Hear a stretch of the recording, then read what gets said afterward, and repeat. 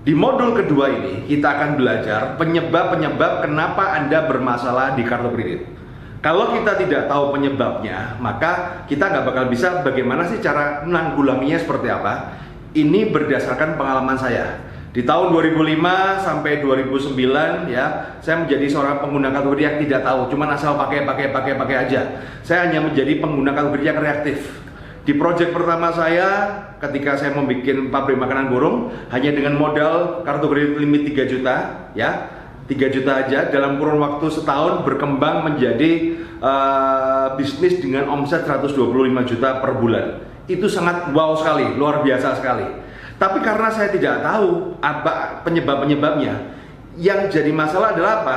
Penghasilan saya yang 125 juta, waktu itu penghasilan bersih saya 40 juta, ya. Tapi secara nggak sadar pengeluaran saya jauh di atas itu, dan saya nggak sadar sama sekali.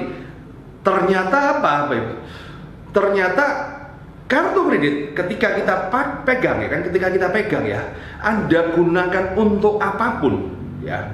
Saya ngomong untuk apapun. Anda untuk mau cara yang benar, cara yang nggak seberapa benar, yang salah, Anda gunakan untuk bisnis yang jelek, bisnis yang nggak seberapa jelek, bisnis yang bagus, bisnis yang luar biasa, ataupun Anda gunakan untuk konsumtif, beli handphone, ataupun buat karaoke, buat ke spa, ataupun untuk bayar utang lagi, ataupun untuk bayar angsuran, untuk renovasi rumah. Tidak ada yang ngelarang. Nah, kita nggak sadar ternyata kita bermasalah akhirnya kan, ketika kita sudah melanggar kita bermasalah, dan penyebab-penyebab inilah yang akan kita bahas di bab 2 ini. Yuk. Halo, Michael Carroll, pemenang lotre 9,7 juta pound sterling di tahun 2002. Kalau ini terjadi pada Anda, kira-kira perasaan Anda gimana ya? Wis, pasti happy banget ya. Nah, saya yakin nih pasti wah kalau saya dapat 200 miliar itu setara 200 miliar teman-teman. Dan kalau dapat 200 miliar tuh wah rasanya tuh happy banget, ya kan? Wah nanti segalanya akan menjadi gampang apa segala. Ini juga perasaan yang sama ketika Anda dulu ketika pertama kali mendapatkan kartu kredit atau sebelum mendapatkan kartu kredit. Wah nanti kalau saya punya kartu kredit segalanya akan menjadi begitu indah. Kalau saya punya kartu kredit bisnis saya akan berkembang lancar ya. Pertanyaan saya, apakah begitu? Ini 8 tahun kemudian Michael Carroll bangkrut dan dia kembali menjadi tukang sampah. Pertanyaannya adalah apa? Kenapa kok bisa seperti ini? Nah, ini yang penting harus dibaca, ya. Kenapa bisa seperti ini? Nah, ini adalah membedakan antara logika dan emosi, teman-teman. Inilah bayangan kita itu tidak akan sesuai dengan kenyataan. Nah, sama seperti ini.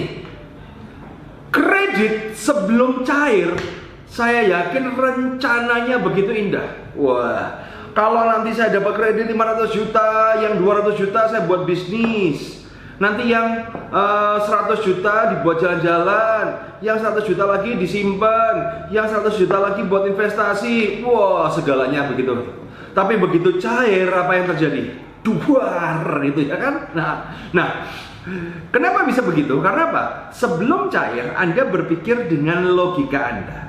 Sedang ketika sudah cair, Anda menjalankan dengan emosi Anda. Nah, inilah problem masalah dari Anda. Kenapa banyak orang bermasalah di kartu kredit? Karena apa? Kita tidak tahu membedakan mana itu logika dan mana itu emosi. Nah, oke, kita next. Nah, ini ya, kita lihat mana pakai logika, pakai emosi seperti apa. Nah, logika itu kata kuncinya adalah butuh, ya. Kemudian berikutnya adalah emosi, adalah kata kuncinya pengen. Nah, sekarang saya mau tanya pada Anda, ya teman-teman. Selama ini Anda menggunakan kartu kredit untuk hal yang Anda butuhkan. Anda membeli sesuatu yang Anda butuhkan atau Anda pengenkan? Ayo, jangan bohong loh ya. Kadang-kadang kalau saking pengennya itu seolah-olah butuh ya. Nah, kebanyakan dari Anda pasti membeli barang yang Anda inginkan. Setuju ya teman-teman ya? Ini yang terjadi. Padahal tapi sebelum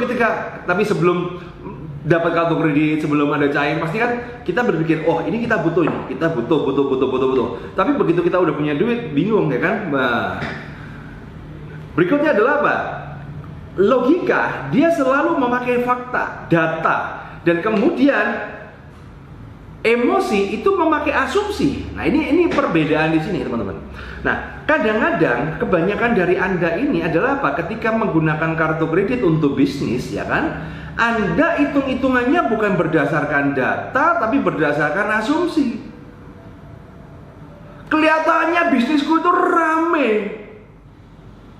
Bahti, untung kok. Tapi kok tambah tipis? Kok utangnya tambah banyak gitu loh.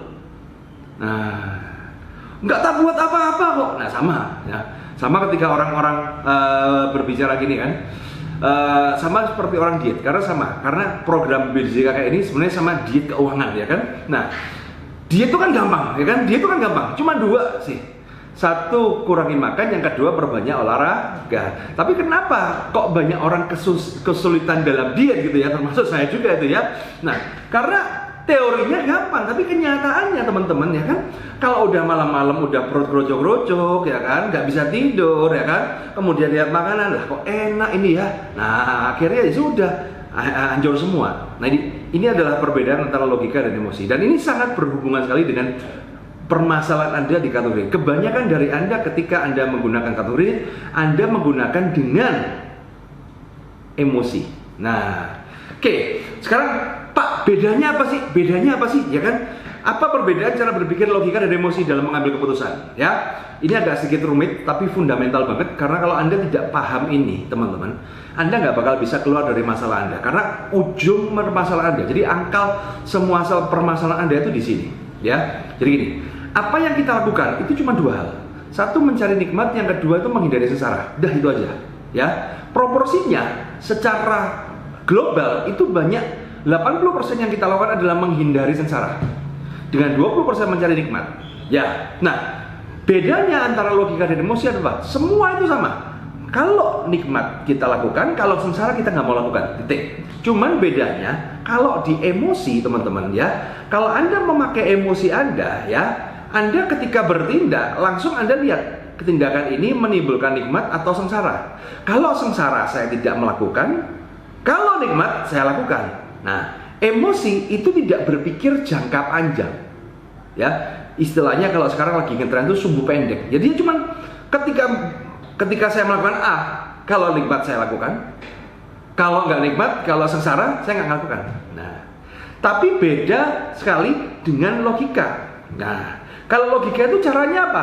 Ketika dia bertindak, dia selalu melihat konsekuensi. Ketika saya bertindak ini, sengsara apa nikmat? Sengsara. Tapi konsekuensinya nikmat. Ya akhirnya saya melakukan. Walaupun sengsara saya lakukan gitu loh. Karena saya melihat konsekuensi. Ini nikmat, tapi konsekuensinya sengsara. Ya saya nggak lakukan. Nah, kalau mau contoh paling gampang begini loh, simpel. Kalau saya berbicara sayur, ya sayur itu aslinya enak apa enggak sih? Kalau aslinya deh, ya pahit, betul kan? Pahit, gak enak ya. Nah, tapi kenapa banyak dari Anda berbicara sayur itu enak? Karena Anda melihat manfaat. Walaupun saya makan sayur yang pahit begini, tapi manfaatnya tubuh saya jadi lebih sehat. Dan Anda melihat tubuh yang sehat ini, artinya apa? Anda melihat jangka panjang. Artinya yang jalan adalah logika. Nah sekarang saya mau tanya pada Anda, ya. Kalau narkoba, enak apa enggak? Enak, dah gitu aja deh, ya. Gak usah malu-malu deh, ya. Enak. Tapi kenapa kita tidak memakai narkoba? Karena apa? Enak sekarang, begitu ketangkep ya amburadul, amsyong gitu kan. Nah, artinya apa? Kita adalah membaca konsekuensi. Barang yang enak pun, tapi kalau konsekuensinya itu nggak enak, kita nggak akan melakukan, teman-teman. Nah, artinya yang berjalan siapa? Logika. Tapi kalau orang yang berjalan emosinya, ya kan, ya taunya makan sayur nggak enak, nggak dimakan, narkoba enak. Dia nggak mikir konsekuensinya sampai istilahnya bermasalah, masuk penjara, bahkan kerugian. Yang penting saya melakukan ini enak, beres. Nah, ini adalah emosi. Nah, banyak orang, ya hampir semua orang sukses bisa mengendalikan emosinya. Dia lebih bisa berpikir pakai logika. Tapi kebanyakan orang nggak sukses adalah dia hanya berpikir pakai emosi. Kalau nggak percaya, coba dicek. Orang masuk penjara itu karena pakai emosi, teman-teman. Ya, baik itu yang korupsi, merkosa, bunuh, rampok, kemudian maling, apapun, karena mereka memakai emosi. Dia tidak berpikir pakai logika. Nah, Sekarang, apa hubungannya dengan urusan kartu kredit? Nah, ini sangat berhubungan sekali ya. Jadi gini teman-teman, misalnya ya, ini membahas kenapa Anda bermasalah ya. Misalnya, ada kartu kredit Anda jatuh tempo 3 hari lagi senilai 50 juta dan Anda hari ini cuma punya uang 1 juta. Apa yang akan Anda lakukan untuk melunasi kartu kredit Anda? Karena kalau 3 hari lagi Anda tidak bisa bayar, maka yang terjadi adalah nikmat atau sengsara? Sengsara ya. Nah, biasanya ketika saya tanya begini kepada peserta seminar saya, workshop saya, maka biasanya mereka kebanyakan dari mereka adalah apa? Nyari utang lagi untuk bayar utang, ya, gesek kartu kredit untuk bayar kartu kredit, gali lubang tutup lubang. Nah, ini artinya Anda sedang memakai narkoba terhadap utang Anda. Dan itulah kenapa mungkin hari ini Anda bermasalah, karena Anda udah kebanyakan, Anda udah menggunakan utang sebagai jangkis, Anda sebagai narkoba. Karena Anda menyelesaikan masalah dengan bayar utang, nyari utang, bayar utang. Lupakan kepepet, ya pertama-tama kepepet. Tapi kalau kita berbicara jujur ya kan, ketika Anda tanda tangan kartu kredit ataupun ketika Anda terima billing kartu kredit Anda pertama kali ya kan sudah jelas tuh tanggal cetak tanggal berapa, tanggal jatuh tempo tanggal berapa ya kan, nggak bakal berubah, paling berubah selisih pun cuma 1 hari ya kan. Harusnya Anda udah tahu. Jadi kepepet itu kan sebenarnya kan alibi Anda aja, karena ketika Anda pegang kartu kredit Anda sudah tahu gitu loh, cuman Anda nggak mau tahu. Nah ini, problem banyak orang adalah pertama-tama kepepet, tapi lama-lama jadi kebiasaan. Nah, terus harusnya bagaimana Pak? Nah, harusnya kalau kita berbicara secara logika, ya kita lihat perbankan aja deh. Perbankan ketika maju kredit, ya kan dia selalu menghitung DBR, debt burden ratio. Nanti akan saya jelaskan di chapter next ya tentang DBR seperti apa. Intinya dia melihat kemampuan bayar kita itu dari mana? Dari penghasilan. Ya sudah. Artinya teman-teman, kalau Anda mau menyelesaikan utang, ya Anda harus berpikir bagaimana caranya saya meningkatkan penghasilan dari bisnis saya, dari pekerjaan saya untuk melunasin utang. Tapi ketika saya berbicara meningkatkan penghasilan, langsung yang terdayang dalam pikiran Anda, mudah apa susah? Susah Pak, ya kan? Pasti apa nggak pasti? Nggak pasti Pak. Kerja keras apa santai? Kerja keras Pak. Tapi kalau gesek kartu, mudah apa susah? Mudah. Pasti apa nggak pasti? Pasti. Kerja keras apa santai? Santai. Nah, inilah penyebab kenapa hari ini Anda bermasalah di kartu kredit. Jadi mulai hari ini Anda sudah bisa menentukan mana logika, mana emosi. Oke, sampai jumpa di dalam video berikutnya.